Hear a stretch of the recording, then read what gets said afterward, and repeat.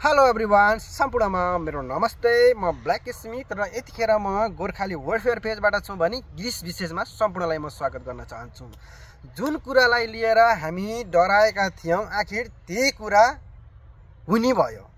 के हो त भन्दाखेरि जुन हामी 3 वर्ष 7 वर्ष पेपर बन्छ भनेर आशा बोकेर बसेका थियौं भने अब चाहिँ त्यही कुरा चाहिँ बन्द गर्न सक्ने गिरिश सरकारको भनाइ छ र त्यसका साथसाथै 5 वटा अरु पनि नियम कार्यहरू चाहिँ कडाई गर्ने भन्ने कुरो न्युज मार्फत भसिसकेको छ र म त्यो न्युजलाई हेरेर नेपालीमा ट्रान्सलेट गर्दैछु। कृपया धेरैभन्दा धेरै सेयर गरिदिनु होला र यी 5 वटा के हो त त्यस्तो नियमहरू भन्नुहुन्छ भने म यही भिडियोमा भन्दैछु।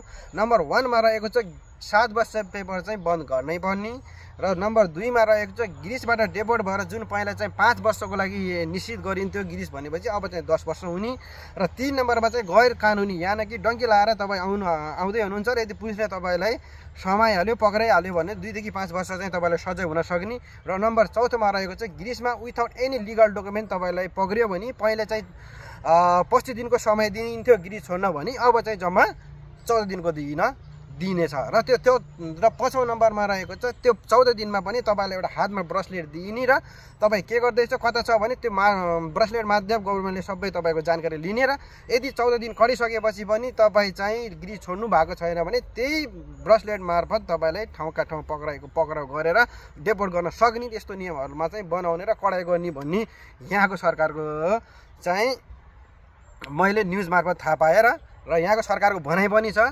र यी जति पनि नियम छन् जति पनि मैले भनि र जति पनि सरस्वती न्युजतिर आएको छ यो भनेका चाहिँ लागू भएका छन्। यदि भइहाल्यो भने चाहिँ यही जुनको अन्तिमबाट हुने हो। तर मलाई जहाँसम्म लाग्छ चुनावको बेलामा माहौल तताउनको लागि जसले पनि एउटा राम्रो भिजनहरू बोकेर आइरहेको हुन्छ नेता। अब नेपालमै हेरौँ न, अब हाम्रो गगनेले भन्थ्यो नि त होइन 18 वर्ष कटेकालाई आइफोन स्यामसङ दिने र हाम्रा केबी बाले भने जस्तै घर घरमा ग्यास पाइप बिछाइदिन्छु भने जस्तै पनि हुन सक्छन्, यी लागू नहुन पनि सक्छन्। त्यसकारण अझै लागू भएका छैनन् गाइज। अलि ढुक्क हुनु र चलाक हुनु अलि मेरो विचारमा लाग्छ अलि चेकिङ चाहिँ अलि कडाइ नै छ। त्यसकारण अलि चलाखो भएर बस्नु होला। अझै भने यी नियमहरू लागू भएका छैनन्, नहोस् पनि सबैजना प्रयोग गर्नुहोस् कि यस्तो नहोस् भनेर। Bye guys, take care, see you next blog.